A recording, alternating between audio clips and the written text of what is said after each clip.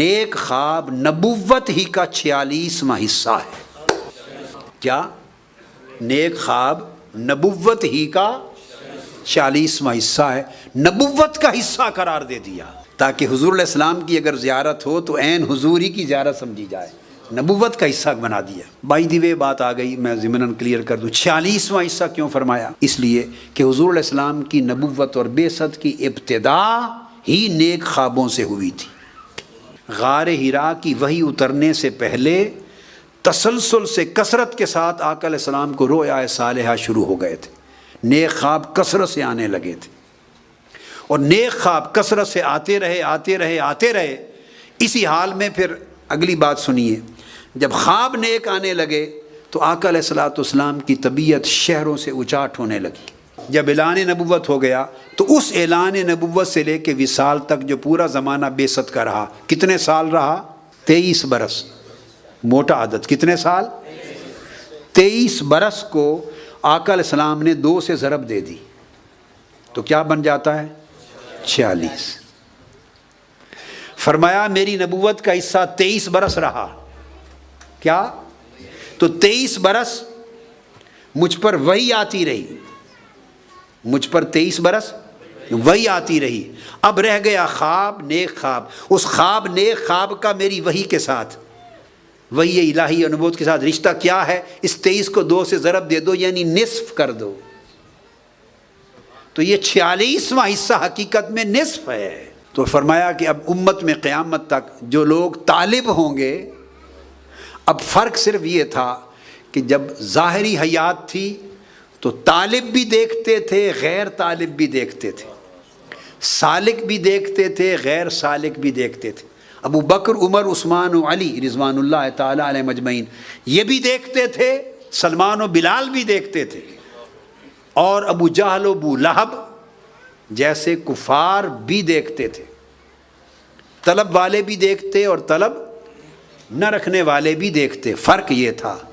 اب آقا علیہ السلام کو اب بھی دیکھا جاتا ہے، دیکھنے والے دیکھتے ہیں، اور حق ہے دیکھنا، جو اس کا انکار کرے یہ کفر ہے، یہ محض گناہ ہی نہیں بلکہ یہ عقیدہ صحیحہ ہے، یعنی رؤیا صالحہ اور خواب کا انکار کرنا قرآن کی نص کا انکار ہے۔ حضور علیہ الصلوۃ والسلام اب بھی دکھائی دیتے ہیں، مگر فرق صرف یہ ہو گیا، وہ جو غیر طالب بغیر طلب کے دیکھنے والے تھے وہ بین ہو گئے، اب جو سچے طالب ہیں وہ دیکھتے ہیں۔ اور سچے طالب کون ہیں؟ جو سالک ہیں، جو رحلت پر ہیں، جو سفر طے کر رہے ہیں، اور سفر طے کرنے کا مطلب جو قدم بقدم آگے بڑھ رہے ہیں۔ ہم بہت سے لوگ ملتے ہیں، روتے ہیں کہ مجھے اتنی مدت گزر گئی، زار و قطار ہوتے ہیں حضور علیہ السلام کی زیارت کی آرزو کرتے ہوئے، تو آپ دعا فرما دیں، وظیفہ بتا دیں، حضور کی زیارت ہو جائے۔ ان کی خواہش پر وظیفہ بتا دیتا ہوں، مگر سب وظیفوں کا اصل وظیفہ آپ کو بتا رہا ہوں، سب وظیفوں کا اصل وظیفہ بتا رہا ہوں۔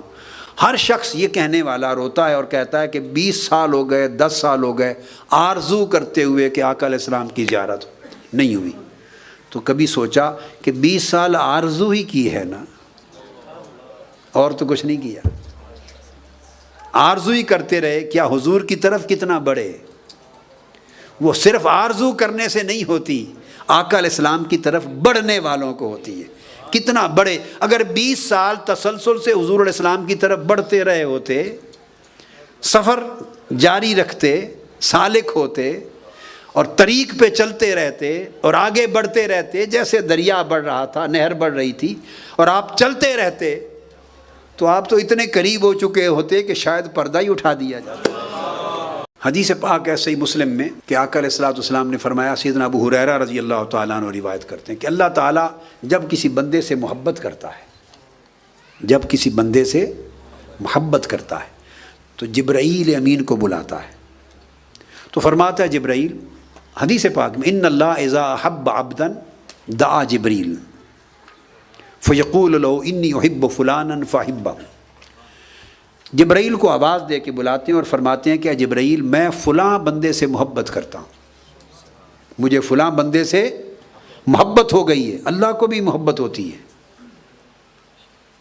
اللہ کو بھی محبت ہوتی ہے، تو فلاں بندے سے محبت ہو گئی ہے، تو اے جبرائیل تو بھی اس سے محبت کر۔ ان اللہ یحب فلانا فرماتے ہیں اللہ تعالیٰ، تو بھی محبت کر، فحببہ تو بھی، فیحبہ جبریل، پھر سب سے پہلی محبت اللہ کے حکم پر جبرائیل کرتے ہیں اس سے۔ یہ متفق علیہ حدیث ہے، صحیح بخاری مسلم کی متفق علیہ۔ پھر حکم دیتا ہے اللہ تعالیٰ آسمانوں میں جا اور تمام ملائکہ کو ندا کر دے، فینادی جبریل فی اہل السماء ان اللہ یحب فلانا فاحبوہ۔ آسمانوں میں اللہ پاک کے حکم کی ندا ہوتی ہے کہ اللہ فلاں بندے سے محبت کرتے، اے فرشتوں تم بھی محبت کرو، تو فرشتے بھی محبت کرنا شروع کر دیتے۔ تو بندے سے محبت کی ابتدا آسمانوں پر ہوتی ہے۔ فَيُحِبُّهُ أَهْلُ السَّمَاءِ ثُمَّ يُودَعُ لَهُ الْقَبُولُ فِي الْأَرْضِ، اس کے بعد اس کی محبت لوگوں کے دلوں میں زمین پر اتاری جاتی ہے۔ اب یہاں ایک نکتہ یاد رکھ لیں، اور جو بتا رہا ہوں یہ متفق علیہ چیز ہے، یعنی سیدنا داؤد علیہ السلام نے یہی فرمایا، سیدنا موسیٰ علیہ السلام نے یہی فرمایا، سیدنا عیسیٰ علیہ السلام نے یہ فرمایا، آقا علیہ السلام نے یہ فرمایا حدیث میں، اور کل اولیاء اور صالحین اور ائمہ امت نے یہی فرمایا، اس پر کوئی دوسری رائے نہیں ہے۔ وہ یہ سوال پیدا ہوا کہ بندہ بھی اللہ سے محبت کرتا ہے، اللہ بھی بندے سے محبت کرتا ہے، تو پہلے محبت کس کی ہوتی ہے؟ ابتدا کس کی محبت سے ہوتی ہے؟ تو یہ چیز متفق علیہ ہے کہ ابتدا اللہ کی محبت کرنے سے ہوتی ہے۔ پہلے اللہ محبت کرتا ہے، اور اللہ جس بندے سے محبت کرتا ہے اسی دل کو اللہ سے محبت کرنے کی توفیق نصیب ہوتی ہے۔ اللہ کا محبت کرنا اس بندے کے لیے اس کی توفیق بن جاتا ہے۔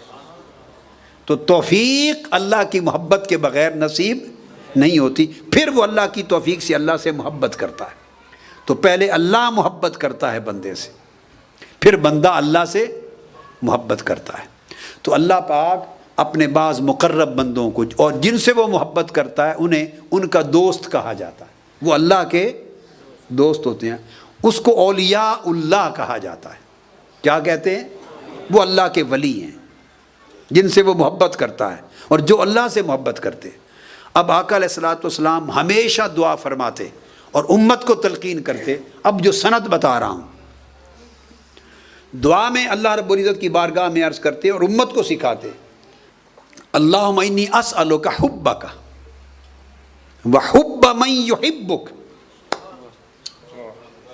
یہ آقا علیہ السلام کی دعا ہے، اور اس پر کسی کو انکار اور اعتراض اور اختلاف نہیں ہے۔ اللہم انی اسألک محبت حبک وحب من یحبک، پھر آگے وحب عمل من یقربنی الی حبک، آگے پھر اور محبتوں کی دعائیں۔ اے اللہ تعالیٰ میں تجھ سے تیری محبت مانگتا ہوں، کیا؟ وحب من یحبک، اور ہر اس بندے کی محبت مانگتا ہوں جس سے تو محبت کرتا ہے۔ اب یہ بات سمجھ گئے؟ تو لہٰذا اللہ کے بندوں سے محبت کرنا اللہ کی سنت بھی ہے اور اللہ کا حکم بھی ہے، اور آقا علیہ السلام کی سنت بھی ہے۔ اب آپ صدقہ اور خیرات کرتے ہیں، یہ اللہ سے محبت ہو رہی ہے۔ آپ نماز پڑھیں، سجدہ کریں، تلاوت کریں، اللہ سے محبت ہو رہی ہے، یہ اس سے محبت کر رہے ہیں آپ، بشرطے کہ محبوب کا کلام سمجھ کے پڑھیں۔ مال خرچ کریں، غربا یتامہ کو، مساکین کو، مشن کو، دین کو مال جب دیتے ہیں یہ محبت کر رہے ہیں، صرف ایک نیت کرنی ہے کہ اس کی محبت میں کر رہا ہوں۔ بھئی کیا کر رہے ہیں؟ اس کی محبت میں کر رہا ہوں۔ گر اس نے خود سکھائے ہیں، باری تعالیٰ نے فرمایا وَآتَ الْمَالَ عَلَىٰ حُبِّهِ ذَوِي الْقُرْبَىٰ، دے رہے ہیں ماں باپ کو، خرچ کر رہے ہیں ماں باپ پر، ان سے بھی پہلے بیوی بچوں پر۔ خرچ کن پر کر رہے ہیں؟ پہلا حق کس کا؟ صحابہ نے پوچھا یا رسول اللہ خرچ کرنے میں پہلا حق کس کا ہے؟ فرمایا تمہارے بیوی بچوں کا۔ یہ بھی ہمارے پاکستانیوں میں جو دین کا تصور ہے وہ سارا ہی گڈمڈ ہوتا ہے. بیوی بچوں کو ہم بہت پیچھے لے جاتے ہیں. پہلا حق بیوی بچوں کا ہے، اور سب سے بڑا عظیم صدقہ وہ بیوی بچوں پر خرچ ہے. حد تک عید کے دن جو آپ خرچ ان کو دیں گے پاکٹ منی، وہ بھی عبادت ہے، کیونکہ وہ اقارب میں سب سے پہلے، پھر اس طرح ماں باپ ہیں، پھر آپ کی اسی طرح بہن بھائی ہیں، پھر خونی رشتے ہیں، الاقرب فالاقرب، صلہ رحمی ہے، پھر پڑوسی ہیں، الاذ القیاس، پھر اللہ کا دین بھی ہے. تو یہ سارے جہاں خرچ کریں، اللہ پاک نے فرمایا کہ خرچ تو آپ نے اپنے رشتوں پر کرنا ہے.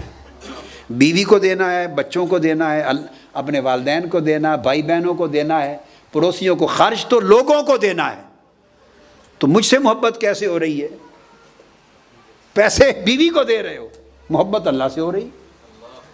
بس یہ اتنا سستا سودا اللہ نے کر دیا، پھر بھی ہم خریدار نہ بنے. اس نے کیا کہا؟ ایک لفظ لگا دیا، وآت المال، اپنا مال دے، خرچ کرے. ذوی القربى والمساکین، سب لسٹ بنا دی، ان کو دے، ان کو دے، ان کو دے، مال خرچ کرے. اور درمیان میں ایک رشتہ جوڑ دیا، کس نیت سے کرے؟ آت المال علی حبہ، بس اللہ کی محبت پر دے. نیت کیا کرے؟ بیوی بچوں کو بھی دے رہا ہو تو اللہ کی محبت میں دے رہا ہوں، کہ میرے اللہ نے کہا ہے کہ ان کو خرچ اچھا کھلا دو تو میں خوش ہوتا ہوں. بس عبادت بن گئی. خونی رشتہ داروں سے محبت کریں، ان کی خدمت کریں، ان کی مدد کریں. یہ اللہ کی عبادت بھی ہے، اللہ کی محبت ہے، اللہ کی محبت ہے. آپ کہیں گے صلہ رحمی کہتے ہیں نا، یہ اللہ کی محبت کیسے ہے؟ اللہ پاک نے فرمایا، حدیث پاک میں آقا علیہ السلام نے فرمایا کہ صلہ رحمی جو رحم ہے، اس کو میں نے اپنے رحمان اور رحمت میں سے نکالا ہے. میم رحم، صلہ، اس صلہ رحمی، جوڑنا خونی رشتوں کو. یہ جو رحم ہے جس کو جوڑنا ہے خونی رشتے کو، اس لفظ کو میں نے اپنی رحمت اور رحمان کے نام سے نکالا ہے، اور میرے عرش کے ساتھ معلق ہے. تو جو خونی رشتوں کے ساتھ بھلائی کرے وہ بھی اللہ سے محبت ہے. ہم کتنے لوگ ہیں آپس میں، بہنیں ہیں، بہنوں کی بھائی ہیں، رشتہ دار ہیں، ان کی آپس میں نہیں بنتی. تو سارے جہان میں نیکی کرتے پھریں، وہ اٹھا کے پھینک دی جائے گی. جو پہلی جگہ تھی وہاں نہیں کی تو دور کی نیکی کیا قبول ہوگی؟ بھائی غریب ہے، اس کی مدد نہیں ہے. اگر اعزا اقارب غریب ہیں، ان کی مدد نہیں ہے، تو باہر آپ جا کے چوتھے محلے میں 1000 دیگیں پکا دیں. یہ 11ویں شریف کی دیگ ہے، یہ میلاد شریف کی دیگ ہے. یہ سب اعمال صالحہ ہیں، خیرات ہیں، صدقات ہیں، حسنات ہیں، ان کی برکات ہیں. مگر یہ تو بڑھ چڑھ کے کر رہے ہوں. اور غریب قریب خونی رشتہ دار آپ کے، بہنیں، سگی بہنیں، آپ کو اللہ نے فراوانی دی ہے، اس لیے دیگیں پکاتے ہیں نا، خرچ کرتے ہیں. ادھر یتیم خانے میں دے رہے ہیں، مساجد میں خرچ کر رہے ہیں بڑھ چڑھ کر. اور سگی بہن ہے، سگے بھائی ہیں، والدین ہیں، خونی رشتے ہیں، اعزا اقارب ہیں، ان کو خرچے کی ضرورت ہے، جائز ضروریات، اور وہ محتاج ہیں، ان کی پرواہ نہیں ہے. تو اللہ پاک فرمائے گا پھر میں تمہارے باقی خیرات کی پرواہ نہیں کرتا. اس لیے صحابہ کرام کا، تابعین کا، ائمہ حدیث کا، اولیاء کا عمل تھا. فن حدیث میں کہتے ہیں کہ اس کو اس وقت تک محدث نہیں کہتے تھے جو وہ اپنے سے بڑے سے اور اپنے سے چھوٹے دونوں سے روایت نہ کرے. اب یہ ظرف رہ گیا آج کسی کے پاس؟ محدث نہیں کہتے. امام بخاری، امام مسلم، امام ابو داود، امام ترمذی، اور ان کے اوپر امام عبد الرحمن بن مہدی، امام احمد بن حنبل، امام سفیان بن عیینہ، امام سفیان الثوری، جتنے ائمہ ہو گزرے ہیں سب کا یہ متفق قول ہے. اس کو محدث ہی نہیں کہتے تھے جو یہ ظرف نہ پیدا کر لے کہ وہ اکابر سے بھی لے روایت کرے، سما کرے، اور اپنے سے چھوٹے سے بھی سما کرے، روایت کرے. جس سے سما کرے گا وہ اس کا شیخ کہلائے گا. جس کا اتنا ظرف نہ ہو جائے کہ اپنے سے چھوٹے، جو مرتبے میں عمر میں چھوٹا ہے، اس کو بھی شیخ بنا لے. اس میں نکتہ یہ ہے، یہ نفس کو مارنا ہے. یعنی اسے محدث کا ٹائٹل نہیں دیا، یعنی حضور علیہ السلام کی حدیث کی شان نے اپنی نسبت اس شخص کے لیے گوارا نہیں کی جس کا ظرف اتنا اعلیٰ نہیں ہے کہ وہ بڑے اور چھوٹے سب سے نہ لے سکے. اس کا مطلب وہ نفس کی میں مبتلا ہے، گرفتار ہے. ائمہ حدیث نے کتب لکھی ہیں فن حدیث، اصول حدیث میں، روایت الاکابر عن الاصاغر، تابعین اور تبع تابعین میں بڑوں کی چھوٹے سے روایت کرنا. امام ابن حجر عسقلانی نے اور کئی اور ائمہ نے بڑے صحابہ نے چھوٹے صحابہ سے روایت کیا. بے شمار صحابہ حضرت عبداللہ ابن عباس سے پوچھنے آتے تھے، روایت کرتے تھے. اور سیدنا عبداللہ ابن عباس جب آقا علیہ السلام کا وصال ہوا تو ان کی عمر 9 سال کے قریب تھی. صحابہ جاتے اہل بیت کے افراد کے پاس، اہل بیت جاتے اکابر صحابہ کے پاس لینے کے لیے. اور اگر پتہ چلتا کہ وہ بند ہیں، دروازہ بند ہے، نہیں نکلے تو نوک نہیں کرتے تھے. اب میں اگلا ادب بتا رہا ہوں صحبت کا. لینے کے لیے جہاں جائیں تو نوک نہیں کرتے تھے، بے آرام نہیں کرتے تھے. اپنی طلب میں اگر عجلت ہے تو ترک استعجال یہ تربیت کا پہلا قدم ہے. ترک استعجال کہ جو مانگنے گئے اس میں جلدی ہو، جلدی ہو جائے جلدی ہو جائے. یہ جلدی جلدی کرنے والے کبھی کچھ نہیں پاتے.